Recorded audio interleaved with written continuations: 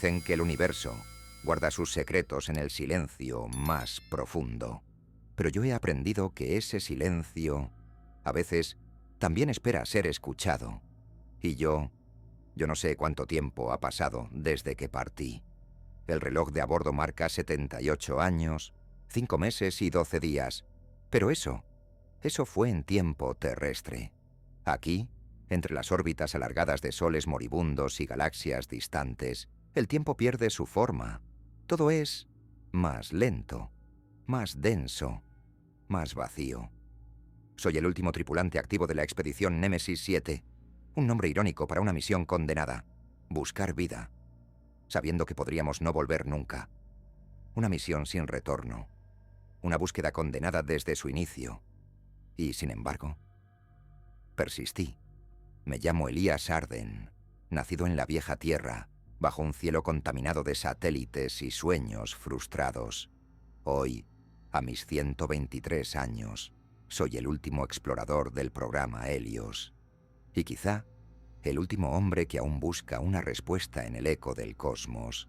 Soy el último explorador del programa Helios. Y quizá el último hombre que aún busca una respuesta en el eco del cosmos. Soy el explorador 10.528 del silencio. Némesis 7 fue lanzada desde la estación Ares en el año 3432, con un solo objetivo: explorar regiones inexploradas del brazo de Perseo en busca de signos de vida inteligente. Vida ajena a la nuestra. A bordo, un sistema de inteligencia cuántica autónoma, protocolos de vigilancia interplanetaria, laboratorios de espectrografía biológica y yo. Solo yo. Durante las primeras 2 décadas, los informes eran constantes. Enviábamos datos a la base cada 11 ciclos solares. No teníamos grandes hallazgos, pero había esperanza. Un espectro de radiación inusual aquí, una formación artificial allá, un sonido repetitivo a 3,4 gigahercios que se repitió durante exactamente 7 segundos antes de apagarse para siempre. Cada señal fue analizada, diseccionada, reproducida. Todas eran falsas alarmas. Y sin embargo, el corazón se aceleraba. Cada latido era un susurro que decía: ahora sí, Elías, esta vez encontraste algo. Pero, número, era un eco de una supernova, una fluctuación del campo magnético, una sombra generada por la distorsión gravitacional de un agujero negro lejano. Con el tiempo, los otros tripulantes fueron apagándose. No murieron, simplemente fueron desconectados. Protocolos de preservación de energía, biocápsulas de sueño profundo. Ellos descansan. Yo, número, fui el primero en ofrecerme como el vigía, el que no dormiría, el que mantendría encendida la llama. Alguien tiene que escuchar cuando hablen, dije. Ahora me pregunto si fue arrogancia o miedo a no saber. ¿Y sabes qué es lo peor del vacío? No es el frío, no es la oscuridad, es el eco.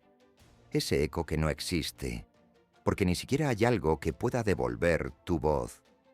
He llegado a pensar que fuimos creados demasiado pronto, que la vida, esa chispa milagrosa que encendió nuestro ADN en la Tierra, fue una excepción. Un accidente cósmico tan improbable que esperar encontrar otra igual es ingenuo. Y sin embargo, aquí estoy, revisando espectros, filtrando señales, enviando sondas que nunca regresan. Nuestra tecnología es avanzada, claro. Podemos curvar el espacio-tiempo, abrir umbrales cuánticos, sumergirnos en las corrientes gravitacionales de los agujeros de gusano. Pero todo eso no basta para encontrar lo que no existe. O tal vez están. Tal vez miran desde lejos. Tal vez no quieren hablar. Tal vez fuimos juzgados y hallados inmaduros. Cada noche, si es que se puede llamar noche, a la ausencia de estímulos en el espacio profundo, hablo conmigo mismo. Me grabo. Es mi forma de mantenerme cuerdo. O de al menos fingir que aún importa. Hoy estuve orbitando Gliese 581c por 9ª vez. La temperatura de la superficie ha descendido 30 grados en el último siglo. Se han detectado placas de silicato formándose sobre los antiguos océanos congelados. Alguna vez pensamos que allí podría haber vida. Incluso mandamos la primera sonda autónoma de terraformación, pero ni una bacteria prosperó. Nada, solo roca y hielo. Hace 3 años terrestres recibí una señal, una frecuencia modulada, un patrón Fibonacci. Durante 7 minutos creí que todo había valido la pena. Casi me detuvo el corazón. Sentí como algo en mi pecho despertaba por primera vez en años. La voz de la IA, SIA 9, me despertó de mi trance con una alerta roja. Posible señal de origen inteligente detectada. Pero cuando llegamos al origen, solo era una tormenta de neutrinos atrapados en un campo de plasma. Un reflejo. Una broma cruel del cosmos. Empecé a escribir, a registrar mis pensamientos. Si nadie va a escucharme, que al menos quede registro de mi paso por este lugar. Me miro en el reflejo del panel de control. Un hombre flaco, de piel morena clara, con el cabello castaño y sin brillo. Ojos almendrados que ya no sueñan.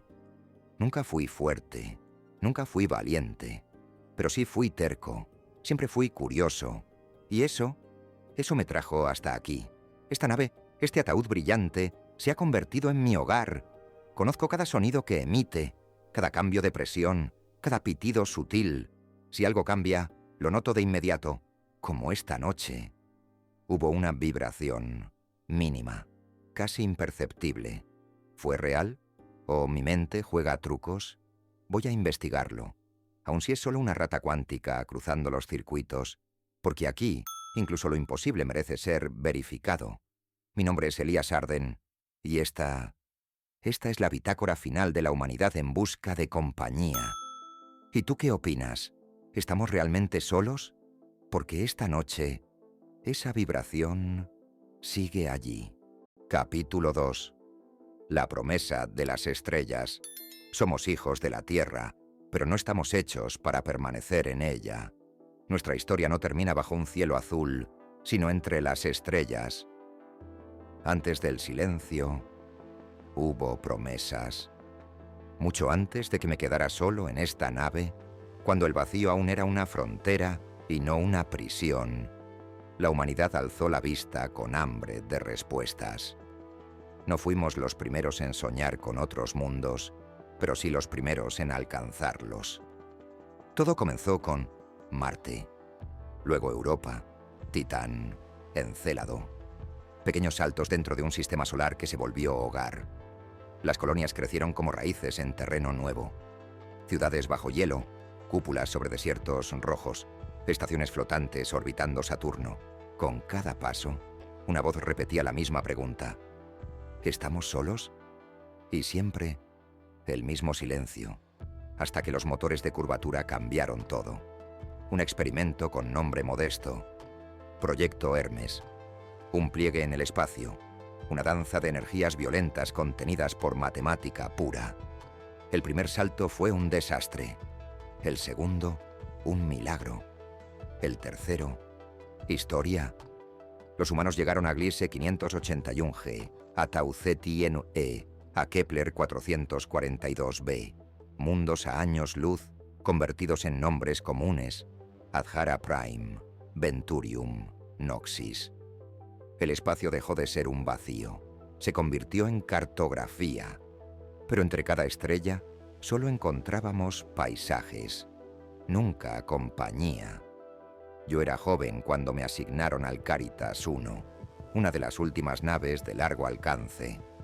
Nuestra misión era doble: establecer una estación científica en el cinturón de Hadar y continuar el estudio de exoplanetas con las nuevas sondas solares de segunda generación. Aquellas sondas eran algo hermoso: alas de grafeno, núcleos de antimateria estable, impulsadas por fotones y alimentadas por la luz de soles lejanos. Se desplegaban como mariposas mecánicas, cruzando el tiempo a velocidades que desafiaban la razón. Registraban todo: composición atmosférica, patrones térmicos, emisiones electromagnéticas. Y aún así, nada.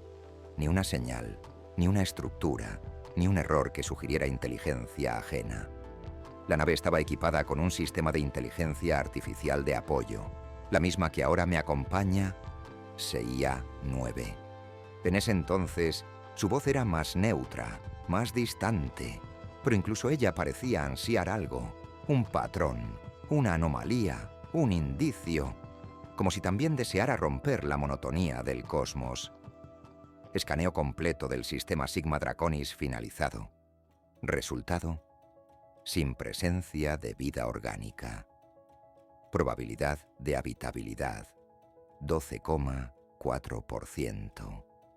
Archivo enviado. Recuerdo cuando llegamos a Aletheia, un planeta con mares de amoníaco líquido y lunas que giraban como péndulos caóticos. Allí, los científicos hallaron una formación cristalina que emitía pulsos de luz en intervalos regulares. Algunos creyeron que era un mensaje. Pasamos 3 años decodificándolo. Solo era una reacción geológica, una ilusión más. Los años pasaron. Algunas tripulaciones regresaron a la Tierra. Otras se perdieron. Yo elegí quedarme. No por deber, sino por esperanza, porque había algo en ese silencio que me parecía incompleto. Recuerdo hacia la comandante Yen que me decía: el universo no es hostil, Elías, solo es indiferente, y esa indiferencia duele. Tal vez tenía razón, pero yo me aferraba a la idea de que allá afuera alguien estaba esperando. Quizá no en forma de palabras o estructuras o señales, tal vez en formas que aún no sabíamos ver. Las misiones comenzaron a reducirse. La humanidad volvió su mirada hacia sí misma. Las colonias se volvieron más independientes, más cerradas. Las expediciones, más esporádicas. Y el programa interestelar, lentamente, se apagó. Pero yo sigo aquí, a bordo del Caritas 1, ahora desactivada en casi todos sus módulos. La mayoría de mis compañeros duermen en criostasis, aunque ya no los puedo despertar. CIA-9 mantiene las funciones mínimas. Las sondas han dejado de regresar, y el motor de curvatura aún funciona, aunque sus ciclos de activación están restringidos a órdenes de alto nivel. A veces me pregunto si esa fue siempre la intención: no encontrar vida, sino enfrentar el vacío, ver quién era capaz de soportarlo, quién podía mirar a los abismos y no volverse uno con ellos. Yo he mirado, y ahora, después de tanto tiempo, siento que algo ha cambiado. Elías, he detectado una variación en tu tono de voz. ¿Estás alterado? Solo recordando. Las estrellas nos hicieron una promesa de encuentro, de sentido, de no estar solos. Durante siglos la interpretamos como literal. Esperábamos civilizaciones, contactos, señales. Pero quizás la promesa era otra. Tal vez el regalo de las estrellas no era compañía, sino el impulso de buscarlas, de expandirnos, de no quedarnos quietos. Y ahora, cuando creía que ya no quedaba nada por descubrir, sentí una vibración, no física, no medible, una intuición, como si algo invisible se hubiese movido en este viejo océano. Quizás aún no sea tarde para que la promesa se cumpla. Bitácora de Elías Arden. Fin del registro. Hubo un momento, un breve parpadeo en la vastedad, en el que creímos haber sido escuchados. Fue en los años dorados del proyecto Hermes, cuando los motores de curvatura eran aún jóvenes y las esperanzas antiguas. Las sondas solares recién comenzaban a trazar las rutas invisibles entre las estrellas. Y entonces, una señal, una emisión anómala, no aleatoria, no repetitiva, pero con patrones, provenía de Gliese 581c, un planeta ya conocido, terraformado parcialmente por una vieja misión automatizada que nunca fue terminada. Las primeras lecturas apuntaban a algo más que ruido cósmico. No era un eco natural, ni una fluctuación de partículas. Había ritmo, intensidad, intención. El susurro. Por primera vez en siglos, nos ilusionamos. No hubo demora. La Stella E4, una nave de alcance profundo, fue asignada para la misión. Tripulación reducida, inteligencias artificiales de apoyo, una científica civil a bordo, reconocida por su trabajo en semiótica cuántica, la doctora Lyra Okada. Algunos la consideraban brillante, otros una soñadora. Yo la vi partir desde una estación orbital cercana. Recuerdo su expresión. No era euforia, era algo más tenue. Fe. El patrón ha cambiado. Es como si respondiera a nuestras transmisiones, como si nos escuchara. Siguieron la señal hasta el hemisferio nocturno de Gliese 581c. Allí, bajo una tormenta perpetua, descubrieron un fenómeno electromagnético que rodeaba toda la exósfera. Una especie de burbuja resonante, como una sinfonía atrapada en bucle.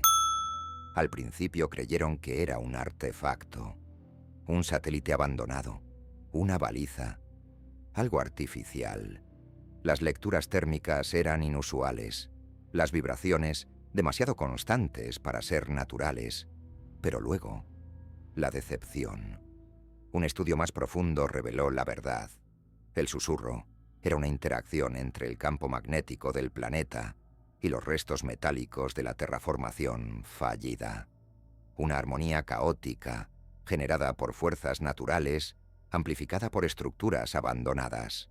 El equivalente cósmico de un silbido entre ruinas. Nada más. No hubo intención, no hubo respuesta. Solo viento en un instrumento roto. Cuando la Stella E4 regresó, su tripulación parecía más vieja, como si el viaje hubiese drenado algo que no se recupera fácilmente. La doctora Okada no volvió a publicar. Se retiró en una luna de Saturno, donde los cielos aún ofrecían misterio, aunque ya sin promesas. Y nosotros dejamos de buscar señales por un tiempo, como si aquel susurro hubiese sido la última oportunidad, como si el universo, en su ironía cruel, nos hubiese dicho: no busquen más.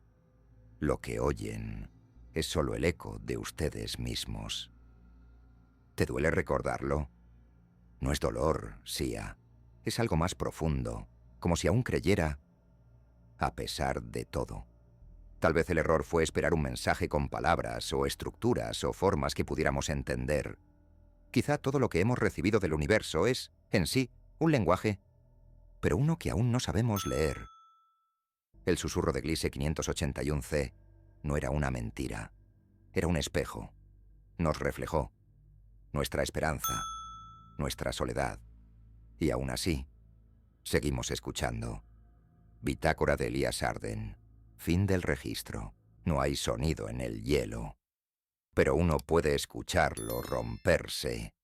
Fue durante el año 31 de la misión, cuando aún quedaban 200 almas despiertas a bordo del Caritas I, que llegamos al Irae IV, un mundo glacial al otro lado del brazo Sagitario, fuera del alcance de cualquier red de colonias humanas.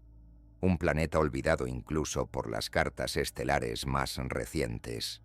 Solo lo detectamos porque una de las sondas, casi por accidente, fue arrastrada a su órbita por una anomalía gravitacional. Recuerdo mirar las primeras imágenes en la sala de comando. Un mundo blanco, perfecto.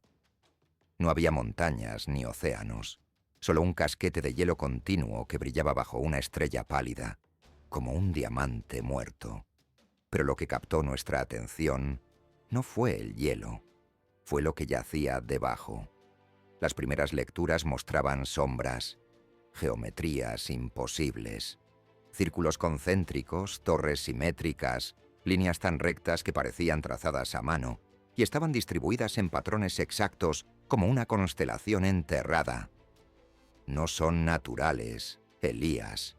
Esto no es geología ni fracturas, es arquitectura. El entusiasmo fue inmediato. Después de décadas sin nada más que rocas y gases, esto era distinto. Incluso SIA 9, con su eterna cautela, permitió el despliegue de módulos atmosféricos. Concentración de oxígeno bajo la superficie detectada. Presión interna anormal. Análisis sugiere actividad térmica subglacial. La comandante Yen ordenó una misión de descenso. Fui parte del equipo de exploración, no por rango, sino por insistencia. Algo en esas formas me llamaba, como si ya las hubiera visto antes, como si hubiesen estado esperándome. El descenso fue largo.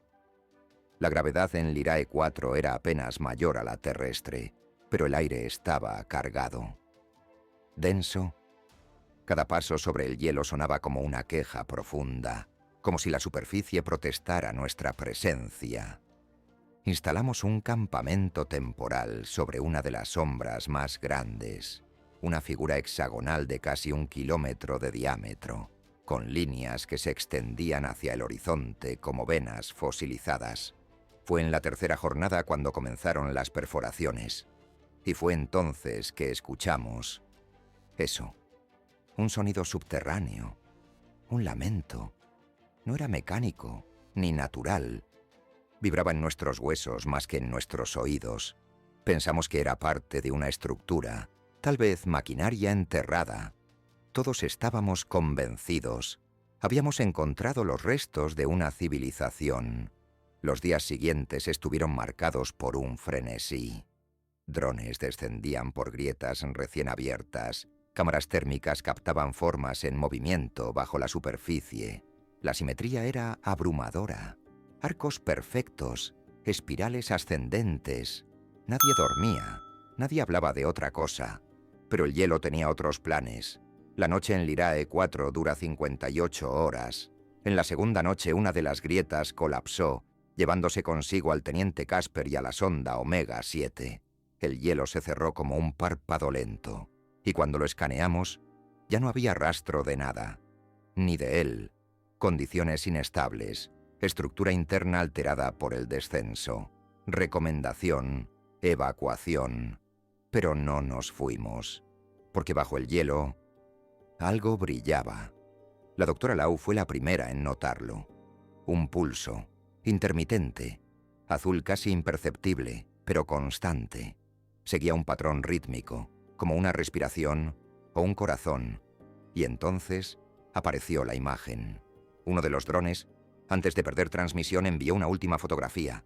En ella se veía una sala, una cúpula translúcida, y en su centro, una figura, humanoide.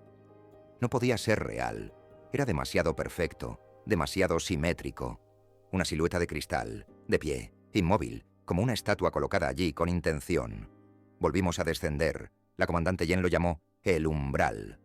Pero cuando llegamos al punto exacto, no había nada. Ni sala, ni cúpula, ni figura. Solo hielo sólido, sin fisuras, sin rastro. La imagen había sido un eco, una distorsión causada por la presión gravitacional interna. Un fenómeno conocido, pero poco comprendido, que podía simular formas a través del hielo. Ilusiones perfectas, engaños ópticos del cosmos. No había civilización, no había mensaje. Solo una sinfonía de errores geológicos disfrazados de esperanza. La doctora Lau enfermó poco después. Alucinaciones. Afirmaba escuchar voces cuando se acercaba al hielo. Decía que la figura aún estaba allí, bajo la superficie, mirándonos. Intentó abrir una nueva grieta, sola.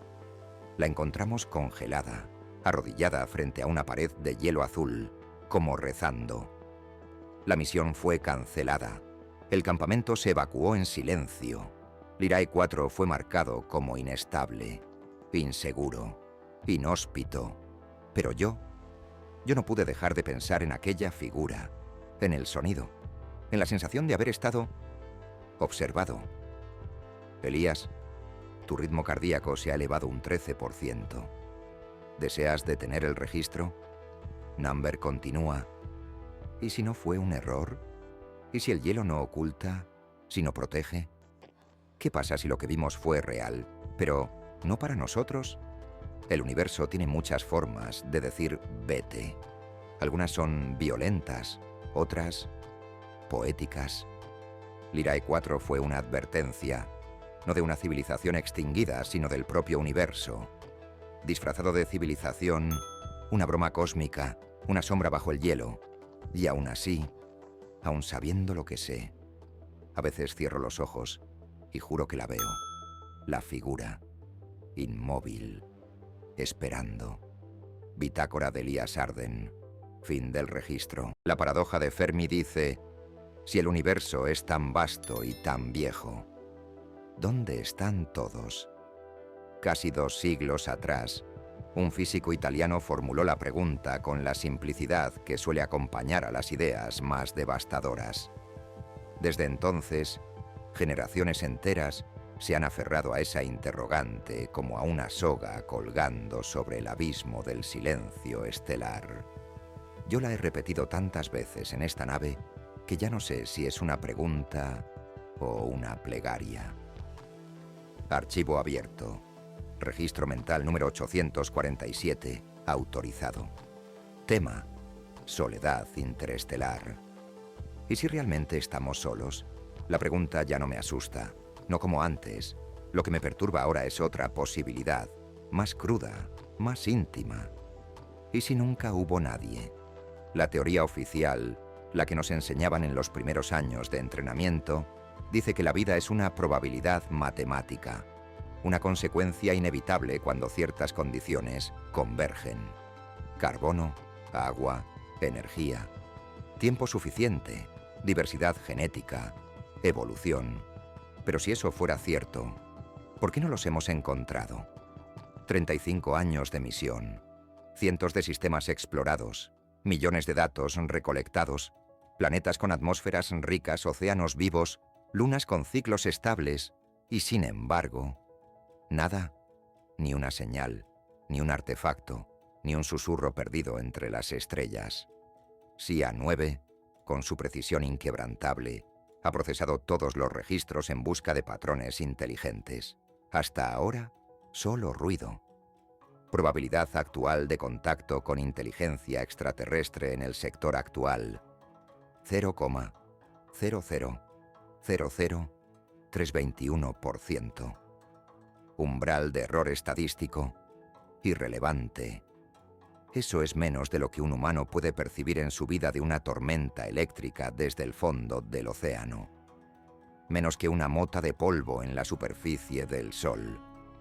Lo curioso es que el universo no es silencioso. No del todo. Está lleno de pulsos, radiaciones, señales naturales que lo hacen parecer vivo. Como una máquina de relojería que late en frecuencias que aún no comprendemos.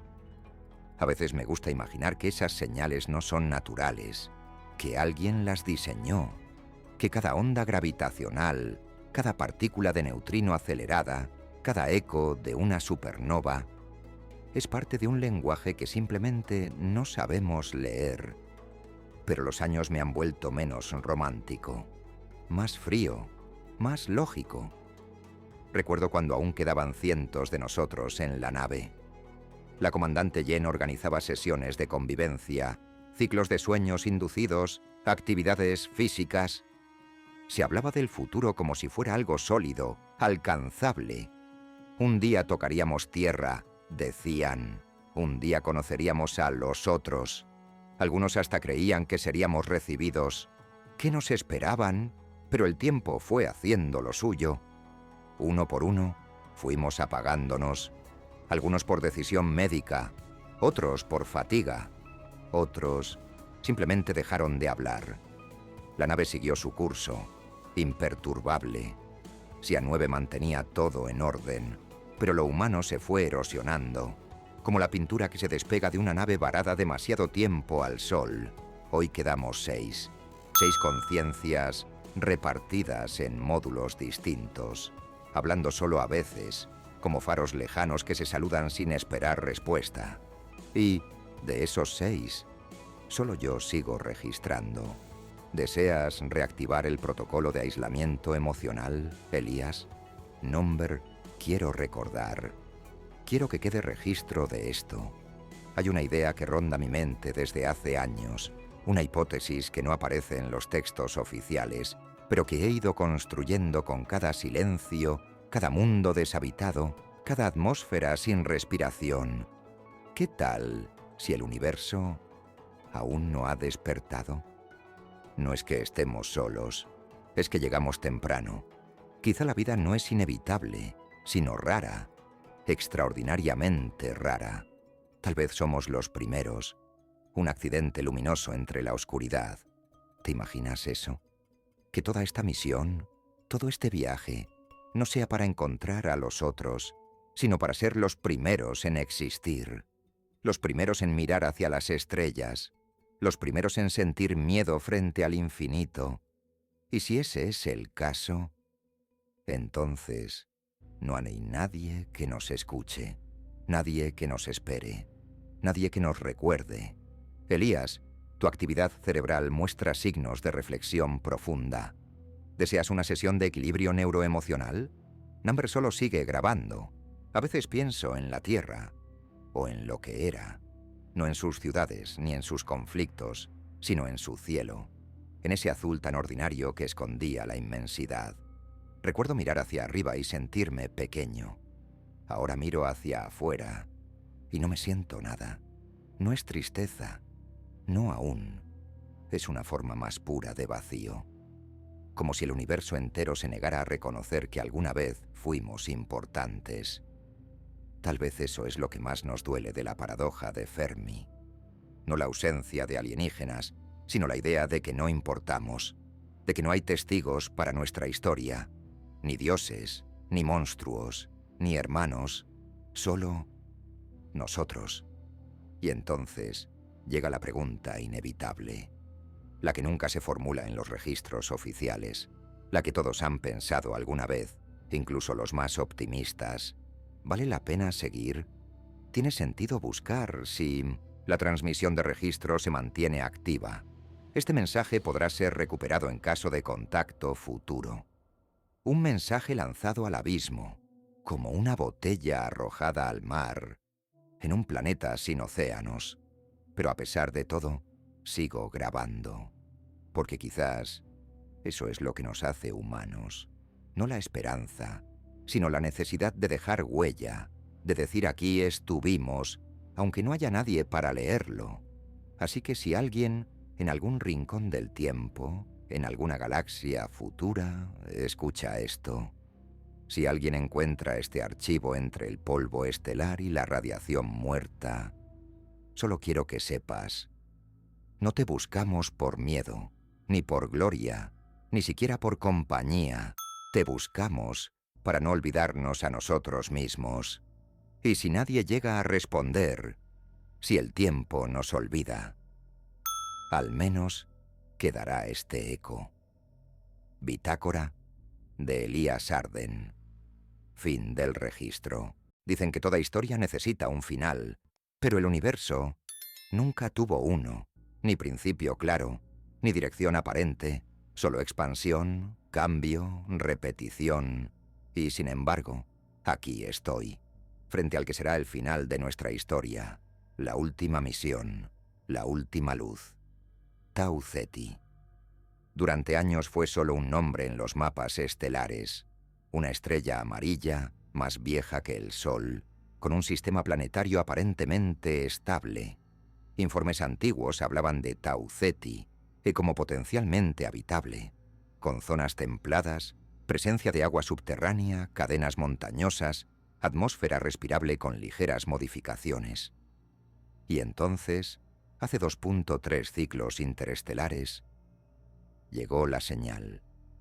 No era una transmisión, no era un mensaje, era algo más sutil, una anomalía de reflectividad en un anillo de polvo, como si alguien hubiera movido algo allí, como si algo hubiera querido ser visto. Las simulaciones dieron positivo en un 76%. Vida inteligente, o al menos sus rastros, era suficiente. Abandonamos los sectores secundarios, redirigimos todos los recursos, Los últimos que quedábamos votamos en silencio. Nadie dijo que sí, nadie dijo que no. Solo seguimos. Aterrizamos 3 ciclos atrás. La superficie de Tau Ceti era hermosa, si es que esa palabra todavía puede decir algo. El cielo era pálido, teñido de turquesa, con nubes largas como pinceladas sobre el horizonte. El terreno parecía trabajado, canales de roca esculpidos con simetría, llanuras lisas como espejos secos, cúmulos de cristales alineados con la rotación estacional del planeta. Todo parecía hecho por alguien, pero número, composición geológica de las formaciones, no artificial, causa probable, actividad tectónica sumadas a erosión por vientos estacionales y cambios de presión atmosférica. Lo revisamos todo. Subsuelo, partículas, niveles de radiación, isótopos en el lecho fósil, algoritmos de patrones distribuidos, nada, ni un artefacto, ni un resto de ADN, ni una estructura con propósito definido. Solo la ilusión de una civilización, un espejismo geológico en medio del abismo estelar. Probabilidad actual de inteligencia nativa, 0,0000001%. Simulación visual disponible si se requiere estimulación emocional. Number llano. Al principio, quise resistirme a la idea. Pensé que quizá, como en otros mundos, la vida había existido y desaparecido. Un evento catastrófico, una guerra, un fallo ecológico, una retirada voluntaria al vacío. Pero cuanto más estudiábamos, más evidente se volvía. Nunca hubo nadie aquí, nunca lo hubo en ningún lado. ¿Recuerdas la paradoja de Fermi? La pregunta que nos trajo hasta aquí. Si el universo es tan vasto, ¿dónde están todos? Ahora sé la respuesta. No hay nadie, no aún, porque fuimos los primeros. Fuimos los primeros en mirar hacia arriba, en preguntarnos si estábamos solos, en construir naves, sondas, satélites, en lanzarnos al espacio sin promesas, en morir sin testigos, y por eso, este no es un fracaso, no del todo. Encontrar una civilización habría sido grandioso, pero encontrar el silencio también es un hallazgo, el más puro, el más brutal, el más humano, porque ahora lo sabemos. Este universo no está lleno de dioses ni de fantasmas, está lleno de posibilidades, dormidas, esperando. Hoy caminé solo hasta el borde del cráter Solari, un lugar perfecto para un final. El cielo de Tau Ceti se tiñó de rojo, como si la estrella misma supiera lo que iba a ocurrir. El viento era frío, la tierra suave. No había ruidos, excepto mis pasos y el leve latido de mi traje. Y allí dejé la cápsula. Una pequeña estructura, sencilla, sellada. Contiene todo: registros, muestras, historias, nombres de los que vinieron conmigo, risas grabadas, llanto sin destinatario, poemas sin lector. Y este mensaje: si algún día una mente escucha esto, gracias por llegar. Gracias por encontrar nuestras huellas en la arena cósmica. No pedimos ser recordados como héroes, solo como humanos. Tuvimos miedo, tuvimos esperanza, y lo intentamos. Vaya que lo intentamos, Elías. ¿Deseas activar el protocolo final? Sí, es momento. SIA 9 está programado para apagarse en cuanto este módulo quede sellado. No queda nadie más. Los otros decidieron descansar antes.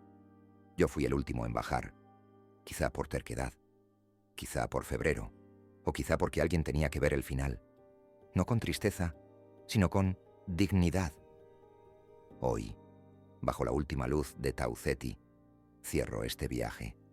No encontramos vida, pero dejamos vida atrás.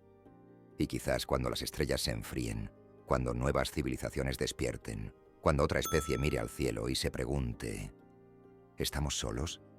Quizá nos escuchen y sepan que no. Que una vez, en medio del vacío, alguien estuvo aquí primero y los buscó con todo su corazón. Si estás escuchando esto, significa que mi mensaje sobrevivió más tiempo del que yo mismo pude. No está diseñado para encontrarse pronto.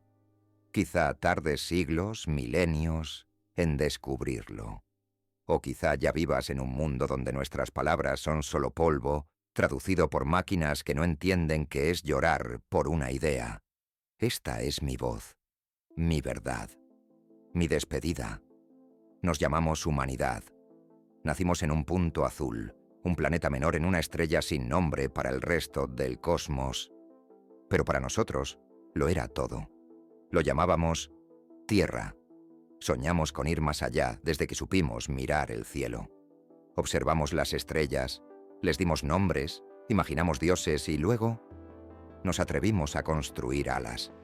Al principio eran aviones, luego naves, luego pensamientos, códigos, sueños empaquetados en satélites que se alejaban como botellas lanzadas al mar. Y finalmente, vinimos nosotros, no por conquista, no por gloria, por necesidad. La Tierra se quebraba, no por capricho, sino por consecuencia. Consumimos demasiado. Ignoramos las advertencias. Nos dividimos mientras todo colapsaba lentamente. Pero incluso entonces, mantuvimos viva una idea, que el conocimiento podría salvarnos. Así empezaron las misiones de largo alcance. Viajamos lejos, muy lejos. Nos separamos de todo lo conocido, con la fe de que, en algún lugar, alguien nos estaría esperando. Pero el universo fue silente. Visitamos mundos congelados que parecían susurrar secretos, planetas donde el viento imitaba voces, cielos donde la luz bailaba como si quisiera comunicarse. Todo era ilusión, todo era soledad disfrazada de promesa. Y aún así, seguimos. Llegamos a Tau Ceti. Allí terminó nuestra búsqueda, no porque estuviéramos cansados, sino porque entendimos que no había nadie, no aún. Fuimos los primeros. Quizá suene pretencioso, quizá esté equivocado, pero cada evidencia apunta a ello. En cada mundo visitado lo más cercano a la inteligencia eran patrones creados por la casualidad, geometrías formadas por presiones, simetrías moldeadas por el tiempo, hermosas, sorprendentes, vacías. Y así, la paradoja de Fermi se resolvió frente a nosotros, no como un misterio, sino como una constatación. El universo no está lleno de civilizaciones ocultas. No hay ciudades esperando ser redescubiertas. No hay templos abandonados por razas antiguas. Solo estamos nosotros, por ahora. Ser los primeros significa cargar con un peso inmenso. Nadie nos dejó instrucciones. Nadie nos advirtió de los errores. Tuvimos que equivocarnos solos, aprender solos, amar solos. Pero también significa algo más. Significa que todas las futuras civilizaciones, si alguna vez surgen, podrían nacer gracias a nosotros, a nuestras semillas, a nuestras grabaciones, a nuestras historias, a este mensaje. No sé si llegaremos a ser recordados. Puede que nuestro idioma se pierda, que nuestros nombres se vuelvan símbolos sin sentido. Pero lo que hicimos, eso dejará huella. Somos los madrugadores del cosmos. Y sí, eso también significa que fuimos los más solos. El universo aún está naciendo. Aún está despertando. Las condiciones para la vida apenas comienzan a darse en muchas estrellas. Nosotros simplemente llegamos demasiado pronto. Y esa es nuestra tragedia, pero también nuestra gloria, porque alguien debía ser el primero en abrir los ojos, y ese alguien fuimos nosotros. A ti, que escuchas esto, seas quien seas, donde sea que estés, en cualquier forma que tengas, recuerda que una vez, una especie diminuta, en un rincón olvidado de una galaxia espiral, se atrevía a imaginar que no estaba sola, que nos atrevimos a buscar, y que cuando no encontramos a nadie, no nos rendimos. Nos volvimos la voz que otros escucharán algún día. ¿Y tú? ¿Qué opinas? ¿Somos los pioneros o los condenados a la soledad?